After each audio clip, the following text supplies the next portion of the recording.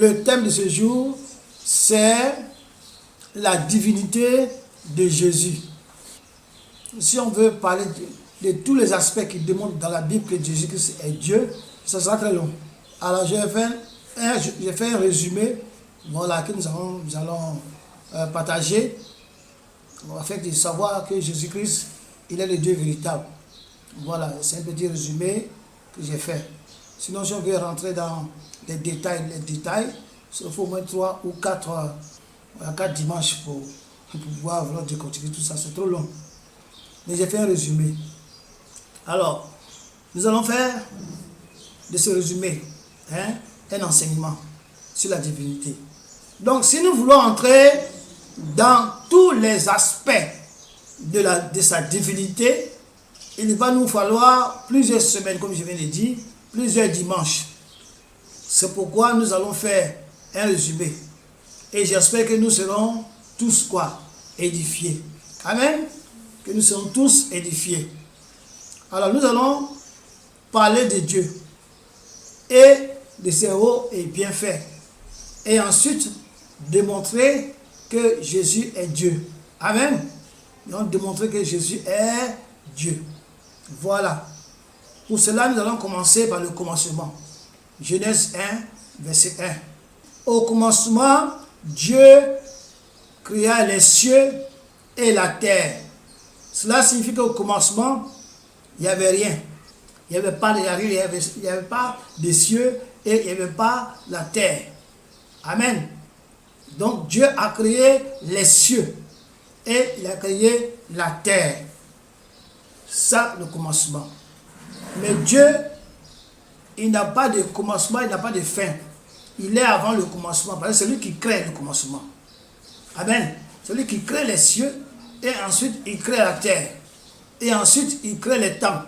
Donc il est avant le temps. C'est Dieu qui est le créateur qui a fait toutes ces choses. Qui a fait les cieux et il a fait la terre. Amen. Nous allons lire Genèse 2, verset 5 à 9. Lorsque l'Éternel Dieu fit une terre et des cieux, aucun arbuste de champ n'était encore sur la terre, et aucune herbe des champs ne germait encore, car l'Éternel Dieu n'avait pas fait pleuvoir sur la terre, et il n'y avait point d'homme pour cultiver la terre. Donc quand Dieu a créé les cieux et la terre, la Bible dit que sur la terre là, il n'y avait rien. Et c'est après qu'il a fait pleuvoir sur la terre, pour que les choses puissent germer. Amen. On va continuer, verset 6. Mais une vapeur s'éleva de la terre et arrosa toute la surface du sol. Verset 7. L'Éternel Dieu forma l'homme de la poussière de la terre. Il souffla dans ses narines un souffle de vie et l'homme devint un être vivant. Verset 8. Puis l'Éternel Dieu planta un jardin en Éden, du côté de l'Orient, et il mit l'homme qu'il avait formé. Verset 9. L'Éternel Dieu fit pousser du sol des arbres de toute espèce, agréables à voir et bons à manger, et l'arbre de la vie au milieu du jardin, et l'arbre de la connaissance du bien et du quoi? Du mal. Donc Dieu a fait tout cela. Il n'y avait rien sur la terre. Il a créé la verdure. Après, il a créé les animaux. Il a créé toutes sortes de choses. Après, il a créé l'homme. Amen. Pour que l'homme puisse cultiver la terre, le jardin. Parce qu'il a créé un jardin et il a mis l'homme dedans, dans le jardin. Et c'est dans le jardin que l'homme faisait quoi? Qu'il vivait. On va sauter pour aller au verset 15. 15 à 17. L'Éternel Dieu prit l'homme et le plaça dans le jardin d'Éden pour le cultiver et pour le garder. L'Éternel Dieu donna cet ordre à l'homme: tu pourras manger de tous les arbres du jardin, mais tu ne mangeras pas de l'arbre de la connaissance du bien et du mal, car le jour où tu en mangeras, tu mourras. Donc, voilà la seule interdiction que Dieu a donnée à Adam dans le jardin, au commencement. Et au commencement, Adam, il parlait avec Dieu. Il voyait Dieu. Mais il a dit, si tu peux demeurer toujours en vie, si tu veux toujours me voir, si tu veux qu'on soit toujours ensemble, tu as vu là-bas, là, il y a un arbre. Cet arbre-là, c'est l'arbre de la connaissance de la vie. Ne touche pas ça. Ne mange pas ça. Mais tout ce qui est dans le jardin, là, tu peux tout manger, il n'y a pas de problème. Le jour que tu vas manger ça, tu vas mourir. Amen. Il parlait de quoi? Il parlait de la mort spirituelle. Quand Adam est mort, il n'allait plus voir. Il ne serait plus dans la présence de Dieu. Et quand Adam a fauté, est-ce qu'il était encore dans la présence de Dieu? Non. Amen. On va continuer. Verset 18. L'Éternel Dieu dit, il n'est pas bon que l'homme soit seul. Je lui ferai une aide semblable à lui. Donc il n'est pas bon que l'homme soit seul dans le jardin en train de se balader. Les animaux, ils ont leurs femmes, ils ont leurs maris, hein, ils ont le couple est là. Le mâle et la femelle. Mais l'homme il est seul. Il se promène seul dans le jardin, il cultive et il veille sur le jardin. Dieu a regardé ça, il a dit non, il ne peut pas être seul. Il lui faut quelque chose, il faut quelqu'un. Il faut une aide, quelqu'un qui sera avec lui. Quelqu'un qui est comme lui. Voilà. Avec qui il va former un couple. On va aller, verset 22 à 23. L'Éternel Dieu forma une femme de la côte qu'il avait prise de l'homme. Et il l'amena vers l'homme. Et l'homme dit, voici cette fois celle qui est os de mes os et chair de ma chair. On l'appellera femme parce qu'elle a été prise de l'homme. Donc, femme veut dire prise de l'homme. Voilà ce que Dieu a fait avec l'homme. Il a créé l'homme, il l'a mis dans le jardin, il a donné toute la nourriture, toute la vertu de garder le jardin et de le cultiver pour manger. Amen. Et Dieu l'a donné un interdit que voici ça, tu vois ça là, il ne faut pas manger. Il a donné une loi. Il est écrit dans sa loi qu'il ne doit pas manger ce table-là, qui est de la vie, la connaissance du bien et du mal. Je ne pas manger ce table-là, sinon ils vont mourir. Donc, voilà le principe que Dieu a donné à Adam et il a laissé dans le jardin. Ah, maintenant, qu'elle a fini ça, le péché est venu. Comment le péché est venu? Puis l'homme commet le péché. On va aller Genèse 3, verset 6. Le péché va venir. L'homme va commettre le péché. Le péché va rentrer dans le monde par l'homme. Comment? Par la femme que Dieu lui a donnée. Mais comme aux yeux de l'homme, c'est Dieu, c'est l'homme qui est le responsable. L'homme qui est le chef. L'homme qui dirige le couple, qui dirige la maison et tout. Donc Dieu, il n'a pas dit que comme c'est l'homme qui est le chef, c'est l'homme seulement qui sera puni. Non. Mais c'est l'homme qui endosse le péché. C'est l'homme qui endosse le péché, c'est l'homme qui est le responsable. Ce qu'on dit que Adam a péché. Amen. Mais en réalité, ce sont les deux qui ont péché. Alors, verset 6 dit quoi? La femme vit que l'arbre était bon à manger et agréable à la vue et qu'il était précieux pour ouvrir l'intelligence. Elle prit de son fruit et en mangea. Et elle en donna aussi à son mari qui était auprès d'elle et il en mangea. Donc, elle a pris l'arbre qui était bon à manger, elle a mangé. Voilà. Et elle a donné aussi à son mari, il a mangé aussi. Donc, les deux sont tombés dans le péché. Et quand il y a le péché, il y a quoi? Conséquences. Puis vient les conséquences du péché, qui sont la séparation d'avec Dieu et la mort spirituelle. Donc, les conséquences du péché a été quoi? La séparation avec Dieu. Amen. Et la mort.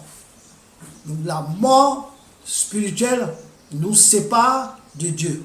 Le péché nous sépare de Dieu et nous conduit à la mort. Donc, les conséquences du péché, c'est la séparation avec Dieu et c'est la mort spirituelle, c'est-à-dire que c'est l'enfer. On va lire Genèse 3 toujours, versets 23 à 24. Et l'Éternel Dieu le chassa du jardin d'Éden pour qu'il cultivât la terre d'où il avait été pris. C'est ainsi qu'il chassa Adam Et il mit à l'orient du jardin d'Éden les chérubins qui agitent une épée flamboyante pour garder le chemin de l'arbre de vie. Donc ce péché a fait en sorte que Dieu a chassé qui? Dieu a chassé Adam. Mais si c'est Dieu ce qui va dire, est-ce que c'est Adam ce qui va dire? C'est Adam et sa femme. Mais qui Dieu a chassé? Il a chassé Adam. Amen. Comme c'est lui qui est le chef, comme c'est lui qui est le responsable, comme c'est lui qui guide, celui qui est l'éclaireur du couple. Et il n'a pas été éclairé, il s'est laissé éclairer par sa femme. Donc il a commis le péché. La femme a commis, lui a commis. Donc c'est lui qui est le responsable, c'est lui qu'on chasse. Et quand on le chasse, lui et sa suite quittent le jardin d'Éden. Et à partir de ce jour, l'homme doit cultiver la terre pour avoir son pain. C'est avec à la sueur de son front que l'homme doit manger. La femme, pour accoucher, elle a des douleurs. On n'a pas dit que au commencement, la femme ne va pas accoucher des douleurs. Non.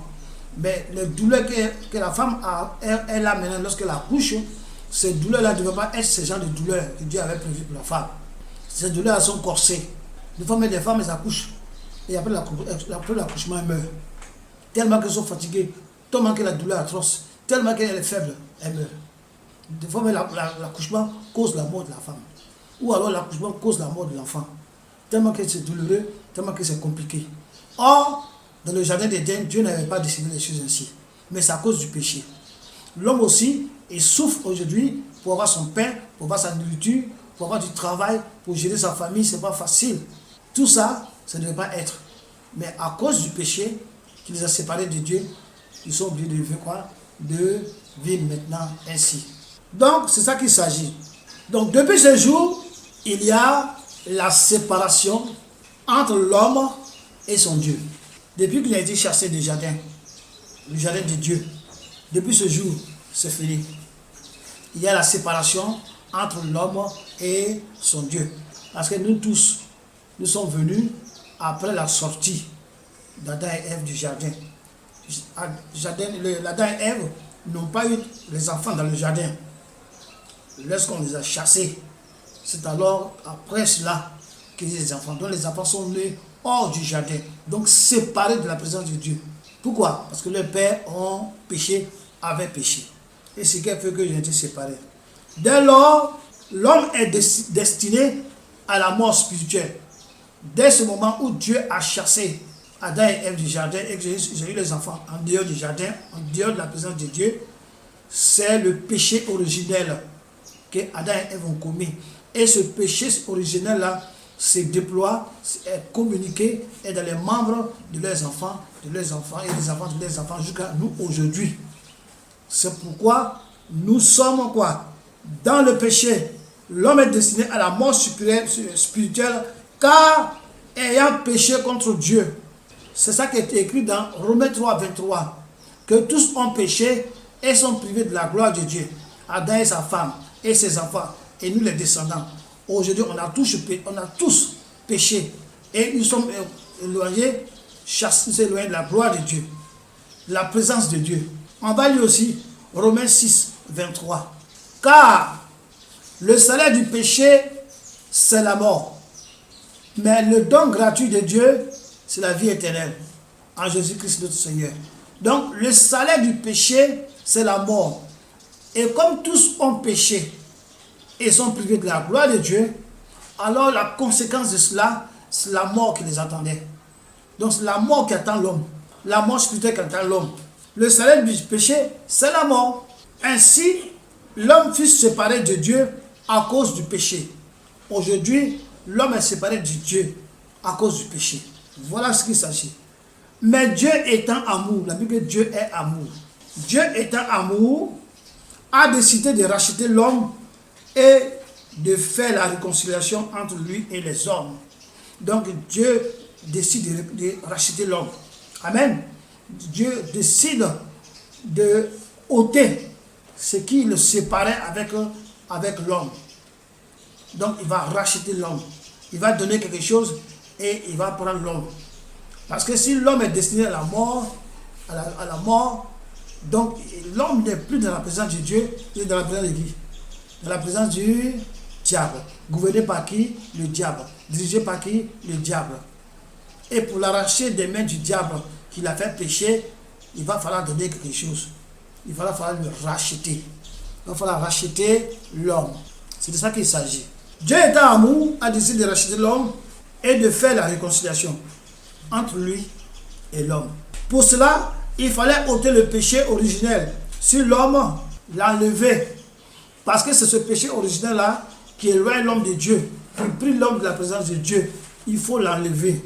Il fallait ôter le péché originel sur l'homme et en lui.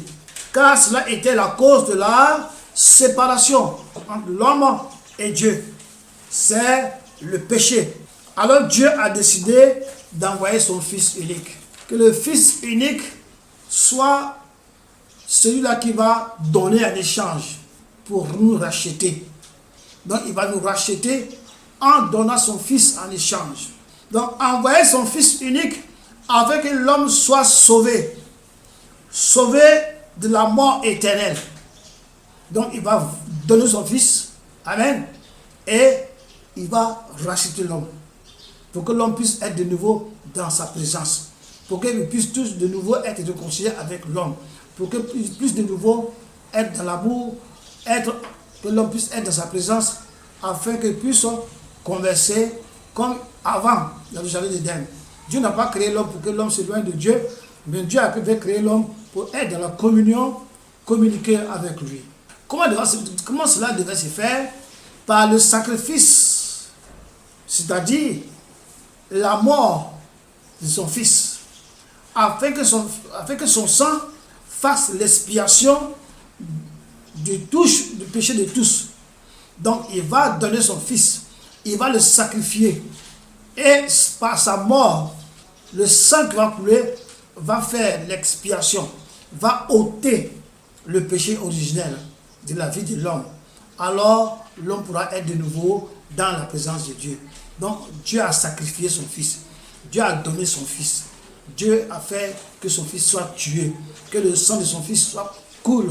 Et que ce sang qui a coulé là puisse enlever notre quoi? Enlever le péché originel qui était sur l'homme. Le sang de l'expiation du péché de tous. Le péché de tous est le péché originel. Amen. La Bible dit dans Jean 3, 16 que Dieu a tant aimé l'homme. Dieu a tant aimé les hommes. Amen. Dieu a tant aimé le monde qu'il a donné son Fils afin que quiconque croit en lui soit sauvé. Donc comme il aime l'homme, il aime le monde, il a donné son Fils afin qu'il soit tué, qu'il se sente cool. Et que celui qui croira en cela, qui croira à son Fils, que le sang qui a coulé là puisse ôter de la vie de cette personne-là le péché originel. Nous allons lire 1 Jean 2, 2. Il est lui-même une victime expiatoire pour nos péchés, non seulement pour les nôtres, donc pour les Juifs, mais aussi pour ceux du monde entier. Donc, ces gens qui parlaient, les gens disent que Jésus est une victime expiatoire pour leurs péchés. Donc, il dit nos péchés, il parle des Juifs, pour leurs péchés. Et non seulement pour leurs péchés, mais aussi pour les péchés de tous ceux qui sont dans le monde entier. Donc le sang de Jésus peut ôter le péché originel de tout le monde, depuis les Juifs jusqu'au monde entier. Donc quiconque, où que tu sois un Juif, que tu sois dans le monde, que tu sois dans les nations, si tu crois au sacrifice de Jésus mort à la croix, pour que tu sois sauvé, si tu crois cela, automatiquement, lorsque tu crois cela, Dieu va venir par le sang qui a coulé sur la croix, ôter le péché originel. Il va changer ton esprit, il va te donner lui son esprit. Il va te recréer, il va te, comment on appelle ça, faire de toi un homme nouveau, qui peut être maintenant dans la présence de Dieu. Mais on va chercher à comprendre, qu'est-ce que signifie fils de Dieu? Quand on dit fils de Dieu, ça veut dire quoi? Est-ce que Dieu est une femme? Est-ce que Dieu est une femme pour faire fils, pour avoir un fils? Mais quand on dit fils de Dieu, les gens pensent que Dieu c'est un être humain qui a des relations sexuelles pour avoir un fils. Non, c'est pas ça. Qu'est-ce que ça veut dire? Quand on dit Jésus est fils de Dieu, ça veut dire quoi? Ça veut dire quoi? Qu'il est Dieu dans un corps. Et que c'est Dieu lui-même qui est au ciel, amen, qui est venu sur la terre et il a pris un corps. Et ce corps-là, Dieu appelle ce corps-là fils. Et il dit, je suis le fils de l'homme, je suis le fils. Mais c'est Dieu lui-même qui parle comme ça. Pourquoi? Parce qu'il est dans une chair. Pourquoi? Parce que c'est la chair. Amen. Donc, Dieu, Jésus-Christ, le Fils de Dieu, ça veut dire Dieu dans un corps. On va lire Hébreux 10, verset 5. J'ai dit la parole de Dieu. C'est pourquoi Christ, entrant dans le monde, dit, tu n'as pas voulu ni sacrifice ni offrande, mais tu m'as formé un corps. Amen. Dieu l'Esprit a formé un corps. Donc Dieu l'Esprit, il s'est fait homme. Est-ce que vous comprenez? Il s'est fait homme. Dieu est l'Esprit. Dieu n'est pas un homme physique. Dieu est l'Esprit. Mais en venant dans le monde physique, en venant dans le monde des humains, il s'est fait humain. Il s'est fait un être humain. Donc, quand on dit fils de Dieu, ça veut dire Dieu dans un corps. Si on dit encore fils de Dieu, ça veut dire que Jésus est Dieu fait homme. Donc Dieu qui s'est fait homme. Dieu dans un corps. Dieu qui s'est fait homme. On va lire Jean 10, verset 30. Qu'est-ce que Jésus dit? C'est Jésus qui parle dans Jean 10. Jésus dit, moi et le Père, nous sommes un. C'est-à-dire que moi, Jésus là, et puis le Père éternel là, nous sommes la même personne. La seule et la même personne. Ce n'est pas deux. Ce n'est pas 1 plus 1 égale 2. Non. Ici, c'est 1 plus 1 égale 1. Donc, Jésus dit, moi et qui? Le Père. Nous sommes quoi? Un. Et ça veut dire que nous sommes deux. Jésus, c'est le Père. Le Père, c'est Jésus. C'est ça qu'il s'agit. On va continuer. Verset 33. Les Juifs lui répondirent, ce n'est point pour une bonne œuvre que nous te lapidons, mais pour un blasphème. Et parce que toi, qui es un homme, tu te fais Dieu. Et comme il a dit, moi et le Père, nous sommes un. Je dis non. Parce qu'ils savent que le Père, c'est Dieu. Et dit que lui et le Père, c'est la même personne. C'est lui qui est le Père. Donc ils ont dit, on va te lapider. Si on te lapide, c'est pas parce que tu as fait des bonnes œuvres, non. Mais toi qui es un homme, un être humain qu'on voit comme ça, là, tu te fais Dieu. Tu dis que tu es Dieu. Est-ce que Jésus-Christ avait menti? Non, il n'avait pas menti. Il était Dieu. Il est Dieu, pardon. Pas il était Dieu. Il est Dieu. Amen. Jésus-Christ est Dieu. Donc, c'est de ça qu'il s'agit. C'est pourquoi ils l'ont lapidé. Mais il avait raison. Jésus-Christ était quoi? Dieu fait homme. Dieu fait un être humain. Dieu descendu du ciel s'est fait un être humain. C'est ça qu'il s'agit. Alors, on va continuer avec 2 Corinthiens 5, verset 19. Car Dieu était en Christ, réconciliant le monde avec lui-même, en n'imputant point aux hommes leurs offenses. Et il a mis en nous la parole de la réconciliation. Donc, Dieu était en Christ. Donc, Jésus-Christ qu'on voyait là, que les gens voyaient comme ça là, c'est Dieu. Donc, Dieu était en Christ. Et c'est Jésus-Christ, c'est Dieu qu'on voyait comme ça en voyant Jésus-Christ. Donc, c'est Dieu. Comme Dieu est esprit, on ne voit pas Dieu. Est-ce que tu peux dire à quelqu'un, montre-moi ton âme, puis montre-moi ton esprit? Non. Donc, Dieu est venu sur la terre, il a pris la forme d'un être humain. Nous, les êtres humains, on a un corps physique. Et on a un esprit, on a une âme. Amen. Donc, Dieu est un être humain. Mais l'être humain que tu voyais, qu'on appelle Jésus-Christ, c'est Dieu qui était là. C'est ce que la Bible dit. Il était venu pour réconcilier l'homme avec lui-même. Donc, Dieu voulait réconcilier les hommes. La séparation. Avec la réconciliation avec lui. Par son fils Jésus-Christ. Par le sacrifice de son fils. Qui va enlever le péché originel. Et qui va replacer l'homme dans la présence de Dieu. Amen. Et que l'homme sera réconcilié. Aujourd'hui, nous sommes réconciliés avec Dieu. Tu peux parler à Dieu comme tu veux. Comme Adam et Ève parlaient à Dieu. Là. Tu peux parler aujourd'hui à Dieu. Tu es dans la chambre, chez toi, en route, partout que ce soit, que tu parles à Dieu, il te répond. Pourquoi? À cause du sang de son fils qui a coulé, à cause du sacrifice de son sang, de son fils. Aujourd'hui, on peut parler à Dieu. Amen. On peut parler à Dieu. On cause avec Dieu. On peut la communier avec Dieu. On peut communiquer avec lui. À cause de Jésus, à cause du travail que Jésus a fait. Et aujourd'hui, si nous mourons, nous partons auprès du Père. Parce que, étant déjà dans le monde, nous parlons avec lui, nous causons avec lui, nous connaissons sa volonté, Et nous connaissons ce qu'il veut qu'on fasse pour lui aussi. Et demain, lorsque nous mourrons, nous partons auprès de lui. La réconciliation a été rétablie. Et on appelle ça, la communication a été rétablie, la communion a été rétablie. On va lire Philippiens 2, verset 5 à 7. Et en vous, les sentiments qui étaient en Jésus-Christ, lequel, existant en forme de Dieu, n'a point regardé comme une proie arrachée d'être égal à Dieu, mais s'est dépouillé lui-même en prenant une forme de serviteur, en devenant semblable aux hommes et en ayant paru comme un simple homme. En Jésus-Christ, les sentiments d'amour. Amen. Dieu est amour et en lui, il n'est que l'amour. Verset 6. Lequel existant en forme de Dieu. Donc Jésus-Christ existant en forme de Dieu. Donc Jésus qui est Dieu dans le ciel, qui existe en tant que Dieu, qui est esprit. La Bible dit que Jésus-Christ existait en forme de Dieu. Donc Jésus-Christ était quoi? Dieu. Mais il n'a point regardé comme une proie arrachée d'être égal à Dieu. Donc il s'est dépouillé. Il a levé tout ce qui est royauté sur lui. Sa puissance, tout ce qu'il faisait de lui comme un roi. Il s'est dépouillé de ça. Il s'est fait un simple homme. Il s'est fait un serviteur. Il s'est fait un serviteur.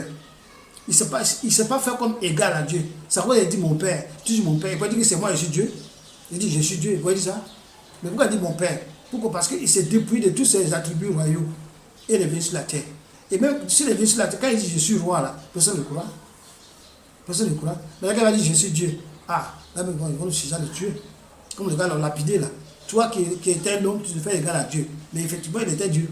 Il est Dieu. Donc, il s'est dépouillé en prenant une forme de serviteur. Quelqu'un qui est un serviteur, un homme. En devenant semblable aux hommes. Les hommes sont comment? Sur la chair, non? Les hommes, c'est des êtres humains. Donc, il s'est fait semblable aux hommes. Amen. Et il a apparu comme un simple homme. Donc, quand tu vois Jésus, tu vois Dieu, tu le vois en Jésus, un simple homme, tu ne peux pas imaginer que c'est Dieu qui est là, alors que c'est Dieu qui est là. Donc, Jésus-Christ, il est le Dieu véritable. Jésus-Christ, il est le Dieu créateur des cieux et de la terre, qui s'est dépouillé pour venir sur la terre, pour se donner lui-même, pour donner sa vie. Il a dit, je donne ma vie. J'ai le pouvoir de donner ma vie et de la reprendre. Donc il s'est fait tuer, il s'est fait sacrifier. Son sang coule et il a ce pouvoir-là de revenir encore. Et donc de ressusciter. Donc Jésus-Christ est Dieu. Les gens parlent du Père. Qui est le Père? Qui est le Père? Le Père, c'est Dieu. Le Père, c'est l'esprit créateur de toutes choses. C'est lui qu'on appelle le Père. Maintenant, Jésus dit que moi et le Père, on est un. Jésus-Christ est en train de dire que c'est lui qui est l'esprit créateur de toutes choses. C'est lui Jésus. C'est lui Dieu qui devient un homme qui vient sur la terre. Donc quand elle est dans le ciel là-bas, en tant qu'elle est dans ce trône, qu'elle est à la droite de Dieu là-bas, on dit le Père éternel. Mais quand elle est venue sur la terre, il s'est donné le nom de Fils. Parce que un être humain ne peut pas se faire égal à Dieu, pas possible. Voilà. Donc comme il s'est fait homme, il dit je suis le Fils de Dieu. Or, être le Fils de Dieu, c'est Dieu lui-même. C'est ça qu'il s'agit. Alors, le Père, c'est Dieu. L'esprit créateur de toutes choses. Jean 4, 24. C'est ça qui dit ça. Dieu est esprit. Et tous ceux qui l'adorent doivent l'adorer en esprit et en vérité. Dieu est esprit. On ne parle pas que Dieu est chair. Dieu est esprit. Mais Dieu a la capacité de se faire homme et de venir sur la terre. Si les sorciers, dans leur monde, ils peuvent se faire des oiseaux, ils peuvent se changer en oiseaux, ils peuvent se changer en lion, en toutes sortes d'animaux. Si les démons, les esprits qui sont dans les eaux, ils peuvent venir sur la terre, se faire des femmes ou se faire des hommes pour avoir des relations avec les gens. Même un simple mort, un démon qui peut prendre son visage et venir sur la terre, prendre sa forme, faire des enfants, après Dieu qui est le créateur, est-ce qu'il n'a pas cette puissance? Mais il n'a pas voulu faire cela comme eux ont fait. Ils se sont changés, s'est transformés. Lui, il a suivi le chemin normal d'un homme pour venir sur la terre. C'est pourquoi il est passé dans le ventre d'une femme et il est venu sur la terre. Mais c'est Dieu qui est là. On va lire Ésaïe 45, verset 18. Car ainsi parle l'Éternel, le Créateur des cieux, le seul Dieu qui a formé la terre et qu'il a fait et qu'il a affermi, qu'il a créé pour qu'elle ne fût pas déserte, qu'il a formé pour qu'elle fût habitée. Je suis l'Éternel. Il n'y en a point d'autre. Donc, l'Éternel, celui qui est le créateur des cieux et de la terre. L'Éternel, celui qui est le Père. L'Éternel, celui qui est Dieu. Et Jésus dit, le Père et moi, nous sommes un. Jésus-Christ est en train de dire ici que c'est moi qui suis l'Éternel. C'est moi qui ai créé les cieux et la terre. À part moi, il n'y a point autre Dieu. Si tu veux aller à Dieu, il faut venir à moi. Viens à moi, moi Jésus, la chair que tu vois là, viens vers moi, accepte-moi. Et tu vas voir le vrai Dieu, tu vas voir Dieu. Dieu, c'est lui qui est l'Éternel, celui qui est le Père. Amen. Celui qui a créé les cieux et la terre, celui qui a formé la terre et qui l'a faite et qui l'a affermi, qui l'a fait que ce soit stable, qui l'a créé lui-même pour que la terre ne soit pas vide, qu'elle ne soit pas déserte, qu'il y ait des gens pour vivre sur la terre, pour habiter la terre. Il dit, c'est moi qui ai fait ça. Il dit, je suis l'Éternel.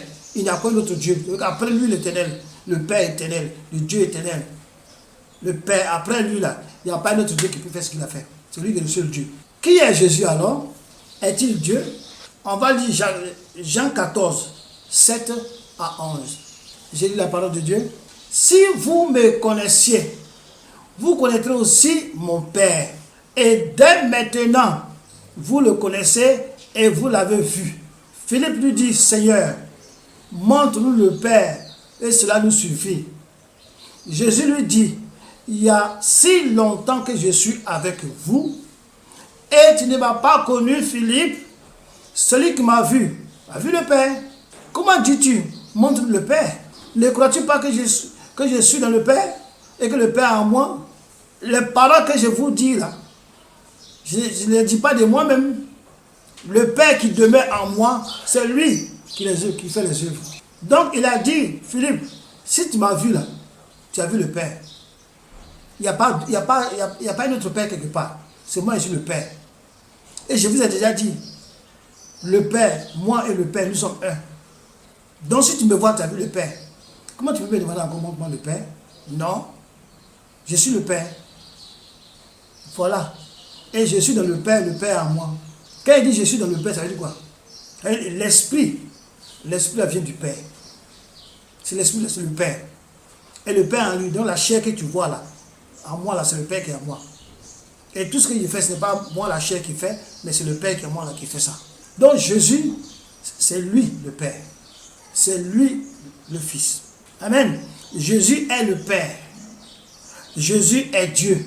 Parce que le Père, c'est Dieu. On va continuer. Ésaïe 9, verset 5. J'ai lu la parole. Car un enfant nous est né, un fils nous est donné, et la domination reposera sur son épaule. On l'appellera admirable, conseiller, Dieu puissant, Père éternel, prince de la paix. On dit l'enfant qui est né là, qui est devenu fils là. On va l'appeler comment? Admirable. Il est maintenant conseiller. Il est Dieu puissant. Le fils de l'être là, c'est lui qui est le Père éternel. C'est lui qui est le prince de la paix. Le fils qui est né là, l'enfant qui est né là. C'est lui. Donc ce verset nous dit qui est Jésus depuis l'Ancien Testament. Ici là, on parle de Jésus. L'enfant qui est né là, c'est Jésus. Le fils qui est donné là, c'est Jésus. Depuis l'Ancien Testament, Ésaïe avait déjà décortiqué, avait donné tous les principaux caractéristiques de qui est Jésus. Il donne les différents aspects à travers ce verset de tout ce qui se réclame de Dieu. Donc tous ces trucs-là, c'est Dieu qui a ces gens, qui a tous ces, comment on appelle ça, qui a tous ces aspects. Père éternel, tous ces noms-là. C'est Dieu qui a ça. Et on dit que le fils, l'enfant qui est né là, c'est lui qui est Dieu. C'est lui qui est le conseiller. Donc l'enfant là, c'est lui qui est le créateur. Or nous savons que l'enfant là, c'est Jésus-Christ. Donc un enfant nous est né. Qu'est-ce que ça veut dire? L'enfant qui est né, il vient d'où? Il vient du ventre d'une femme. Il vient du ventre d'une femme. Donc, un enfant est né. Donc, cet enfant-là, qui est né là, il est venu en chair. Il est sorti du ventre de la femme en chair. Donc, un être humain. Or, quand on continue devant là-bas, on dit que cet enfant-là, il est le Père éternel. Donc le Père, quand on dit il est éternel, là, il est venu dans le monde en tant qu'un enfant, à travers le ventre d'une femme. Donc venu en chair. L'enfant qui est venu là, on l'appelle le sauveur. Dès qu'il est venu, on dit qu'il est enfant là, on l'appelle le sauveur. C'est le sauveur. L'enfant là, il est le sauveur. C'est écrit dans la Bible, on va lire le sauveur. Luc 2, verset 11. C'est aujourd'hui, dans la ville de David, il vous est né un sauveur, qui est le Christ, le Seigneur. Donc, ce jour-là, dans la ville de David, là, il est né un enfant, qui est venu en chair. On dit que cet enfant-là, c'est lui qui est le sauveur. Donc, un sauveur est né. Un sauveur est venu en chair sur la terre. On va continuer verset 25 à 32.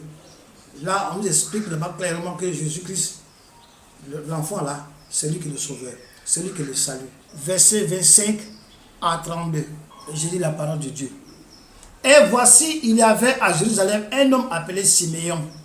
Cet homme était juste et pieux. Il attendait la consolation d'Israël. Et l'Esprit Saint était sur lui. Donc l'Esprit Saint était sur Siméon. Il avait été divinement averti par le Saint-Esprit qu'il ne mourrait point avant d'avoir vu le Christ du Seigneur. Et il vint au temple poussé par l'Esprit.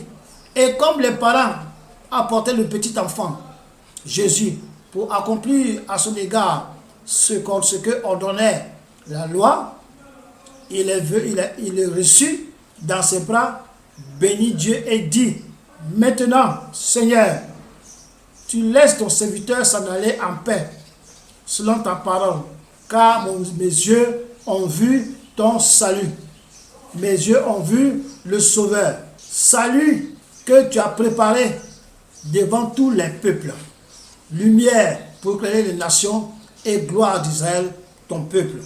Donc, Jésus-Christ, lumière pour éclairer les nations et gloire d'Israël, ton peuple. Donc, Jésus-Christ, il est la lumière pour éclairer les peuples. Il est la gloire d'Israël. Aujourd'hui, il est la gloire des chrétiens, des gens qui croient en lui. Et sa gloire est sur chacun de nous, au nom de Jésus. Donc, Christ, l'enfant qui est né là, c'est lui qui est le sauveur. L'enfant qui est né là, c'est lui qui vient avec le salut. L'enfant qui est né là, c'est lui qui est la gloire.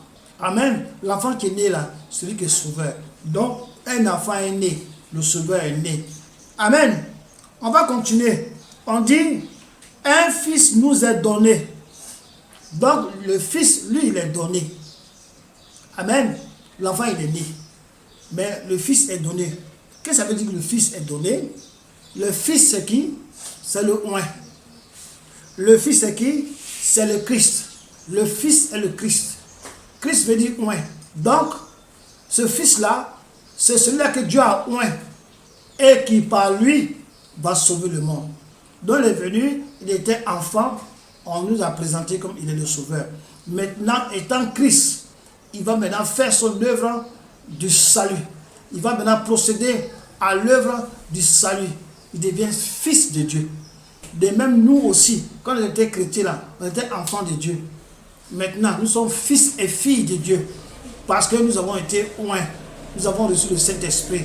Nous sommes fils et filles de Dieu. Et Jésus-Christ aussi, il est le fils premier-né. Amen. Donc, il est le fils qui, de par son ministère, va sauver l'Israël, va sauver le monde. Un fils nous est donné. Un fils qui va nous faire quoi? Qui va nous sauver. Amen. Le oint. On va lire Jean 4, verset 25 à 26. J'ai lu la parole. La femme, dont la Samaritaine, qui était avec lui au puits, la femme lui dit: je sais que le Messie doit venir, celui qu'on appelle le Christ. Quand il sera venu, il nous annoncera toutes choses. Jésus lui dit: je le suis, moi qui te parle. Donc Jésus lui-même a dit dans sa propre bouche qu'il est le Christ. Celui-là qui va venir annoncer les choses. Celui-là qui va venir accomplir un ministère qui va sauver le monde. Il dit: je suis le Christ. C'est moi qui suis le Fils. Amen. Moi qui ai été donné pour que le monde soit sauvé. Donc c'est Dieu qui a donné. Amen. Donc comme il dit dans Jean 3, 16, Dieu a tant aimé le monde, il a donné son Fils. Donc Dieu a donné le Fils. Mais avant qu'il le donne pour faire de l'œuvre, il a fallu qu'il soit d'abord Fils. Il était enfant, il est devenu Fils. Amen. Il est Fils. La domination se reposera, il portera la domination. C'est-à-dire qu'il a avec lui la domination. Il est celui qui domine tout. La création, la créature, tout, c'est lui qui domine. C'est sur ses épaules. Il a la domination. Et il portera la domination. On va lire dans Colossiens 1, verset 16. C'est la parole de Dieu. Car en lui ont été créées toutes les choses qui sont dans les cieux, sur la terre, les visibles, les invisibles, les trônes, les dignités, les dominations, l'autorité. Tout a été créé par lui et pour lui. Donc, toutes les dominations, c'est lui qui a créé ça. Il est au-dessus de tout. Et celui qui porte la domination, celui qui porte, oui c'est ça, la domination. Celui qui est le créateur, propriétaire de toutes choses qui existent. C'est-à-dire que c'est Dieu lui-même. Amen. Voilà. Mais il est venu dans le monde en tant qu'enfant, grandit et il est devenu fils. On continue. On dit en Colossiens 2 maintenant, verset 10. Je dis la parole de Dieu. Vous avez tous tout pleinement en lui, qui est le chef de toute domination et de toute autorité. Donc, toute domination qui se dit dominateur et domination, toute autorité, c'est lui qui coiffe tout ça là. Parce que c'est lui qui est le créateur. Il est le chef de ça. C'est lui qui porte ça, qui porte la domination. Amen. Et c'est en lui qu'il y a toutes choses. C'est en lui que se trouvent toutes choses. Donc s'il y a quelque chose que tu cherches sur la terre ici, qu'il y a quelque chose que tu cherches après ta mort, s'il y a quelque chose que tu cherches le paradis, c'est en Christ. Voilà que tu vas trouver. On va continuer. On dit l'admirable conseiller. Il est conseiller. Donc il est le Saint-Esprit aujourd'hui qui nous conseille, aujourd'hui qui nous dirige, aujourd'hui qui nous conduit, aujourd'hui qui nous explique les choses, aujourd'hui qui nous explique la doctrine de Christ, aujourd'hui qui œuvre avec nous, qui combat pour nous, qui combat avec nous. Il est le conseiller, il est le Saint-Esprit, il est Dieu, parce que le Saint-Esprit c'est Dieu lui-même. Jésus-Christ est Dieu. Donc cet enfant qui est donné là, qui est né là, et après qui est donné là, c'est lui qui est le Saint-Esprit, qui est le Dieu Saint. C'est lui le Saint-Esprit. Jean 14, 26. C'est la parole de Dieu. Mais le consolateur, l'Esprit Saint, que le Père enverra en mon nom, vous enseignera toutes choses et vous rappellera tout ce que je vous ai dit. Donc, il va nous enseigner toutes choses. Il va nous éclairer. Il va nous conduire. Il va nous expliquer. Il va nous enseigner. Toutes choses, c'est le conseiller. Amen. C'est le consolateur. C'est le Saint-Esprit. C'est Dieu lui-même. C'est Jésus. On dit cet enfant-là, il est Dieu puissant. Ah, c'est grave, hein? L'enfant qui est né là, on dit que c'est celui qui est Dieu puissant. On va l'appeler Dieu puissant. C'est celui qui est le Dieu puissant. C'est lui le Dieu créateur. L'enfant qui est né là, bébé là. Après il est devenu fils. Et puis après il s'est donné en sacrifice, puis il est ressuscité là. On dit que c'est lui qui est le Dieu puissant. Amen. Apocalypse 1, verset 8. Qui parle dans Apocalypse 1? C'est l'enfant là, qui est né là, qui est devenu le fils, qui est le Christ là. C'est lui qui parle ici. Il dit, je suis l'alpha et l'oméga. Donc le premier et le dernier, le créateur de toutes choses. Dit le Seigneur Dieu, celui qui est, qui était et qui vient, le Tout-Puissant. Qui était? C'était Jésus. Qui revient aujourd'hui, qui vient, qui va revenir? Qui on entend? Jésus. Et ici on dit, il est le Tout-Puissant. Donc il est le Dieu Tout-Puissant. On l'appellera Tout-Puissant. Jésus-Christ, l'enfant qui est né, qu'on appelle Jésus. Cet enfant-là qui est oint qu'on appelle Jésus-Christ, le oint, le Seigneur. Cet enfant-là, c'était Dieu puissant. C'était le Tout-Puissant. Et il est aujourd'hui, jusqu'à éternellement, le Dieu puissant. On va continuer. Apocalypse 1, verset 18. Je suis le premier et le dernier, et le vivant. J'étais mort, et voici je suis vivant, au siècle des siècles. Je tiens les clés de la mort et du séjour des morts. Donc, les clés de la mort éternelle, c'est sa main. Les clés du séjour des morts, aujourd'hui, c'est encore de sa main. Il tient les deux clés. Il dit, j'étais mort. Qui était mort? C'est Jésus qui était mort. J'étais mort, et voici, je suis vivant au siècle des siècles. Donc, Jésus-Christ, l'enfant qu'on parle dans Ésaïe 9,5, l'enfant qui est né là, le fils qui est donné là, c'était Dieu. C'est Dieu. L'enfant qui s'est donné en sacrifice là, que son père a donné en sacrifice, qui est mort, qui est né et qui est ressuscité là, ce fils là, le oint là, le Christ là, c'est Jésus. C'est le Dieu Tout-Puissant. Amen. Il a maintenant dans ses mains les clés de la mort et les clés du séjour des morts. Il est le Dieu Tout-Puissant. Il est le Jean 1.1. Aussi Jean 1.1. Au commencement était la parole était avec Dieu et la parole était Dieu. La parole là, c'est lui Jésus. Au commencement, il avait la parole. Et par cette parole-là, lui, Dieu, l'a créé toutes choses. Donc, c'est Jésus-Christ.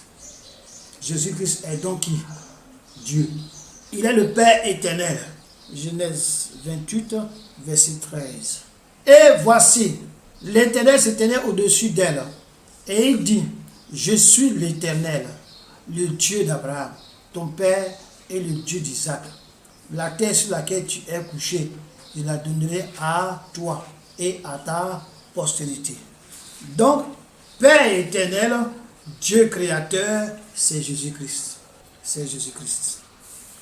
Il est le prince de la paix. On dit l'enfant qu'on a vu là, qui est né là, c'est lui qui est le prince de la paix. L'enfant qui est le fils, qui est le fils là, qui est le oint, qui est le Christ là, il est le prince de la paix. Amen. On va lire Jean 14, 27. Je vous laisse la paix. Je vous donne ma paix.